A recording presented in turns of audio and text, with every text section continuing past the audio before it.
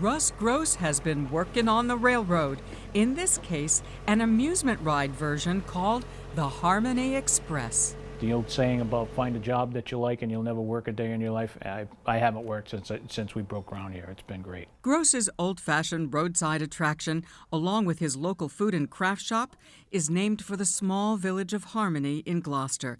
He says being a conductor is quite a kick, yet for 25 years prior, he worked for the Providence Fire Department.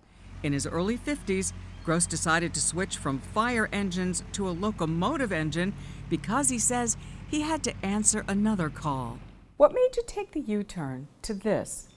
I don't know if it was a U-turn so much as a side road, you know. I didn't really reverse direction because we're still performing public service of a kind. You know, the smiles that you see when you pull the train back in, and we can turn people's days around.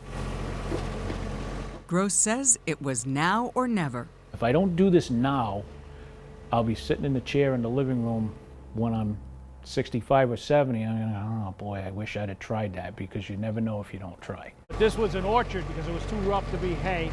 Gross also says he wanted to return to his roots. His business is set on the 70-acre farm his great-grandfather bought after the Civil War. I didn't want to sell the land. I didn't want to do solar panels. I didn't want to put a strip mall in the field. There's no commute. It's clean. It's beautiful. No 2 days are ever the same. I drive a train. And did I mention I drive a train? Gross is one of the growing number of middle-aged Americans who have an itch to change gears mid-career. A recent national survey found 40% of workers over 50 are considering such a move, and many of those are starting new businesses. Gross was willing to take the risk. I was confident but apprehensive, if that makes any sense, because I felt that I could do it. I felt that it would be successful. At some point in life, you are going to go through something. Bryant Organizational Behavior and Management professor Dr. Eileen Quasiga says there's a reason for that fearless attitude. Mature workers are taking a page out of Gen X and Gen Z's notebooks regarding lifestyle.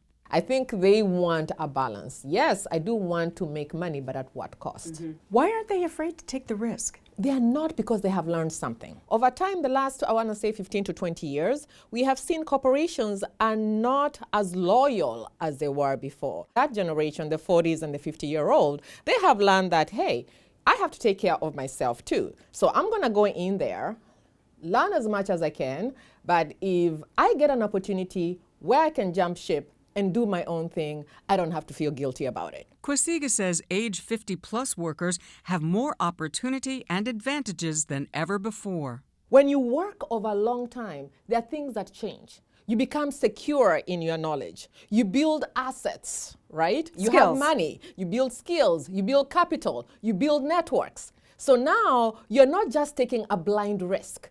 It's a calculated risk. With deep experience and transferable skills, Quasiga points out the internet has made second acts easier, especially when establishing small businesses. I could be doing business globally with other companies, or I could have customers.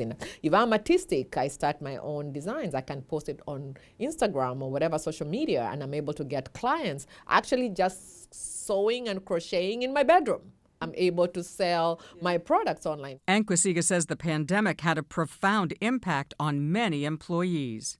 I think also that just brought us in touch with what is important, pursuing passions, pursuing what we care about. Quasiga says she herself launched what she calls a second gig.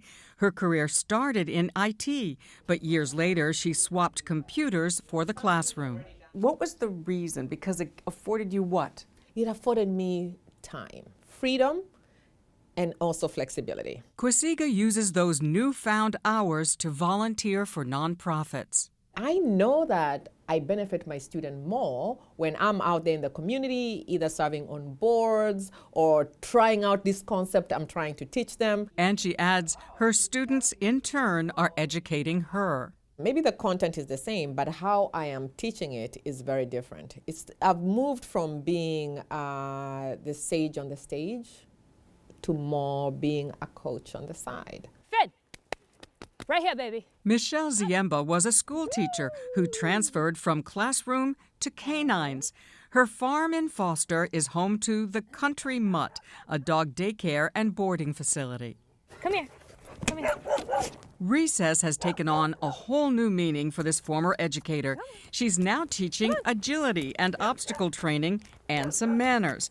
Ziemba has fond memories of her students from the years she taught, most of the time middle school science. Well, it was a very secure job. It was a very good paying job with benefits, a lot of stability. Really loved working with kids in that 12 to 13 age group. Why walk away from a career after so many years? I wasn't fulfilled. I wasn't really happy.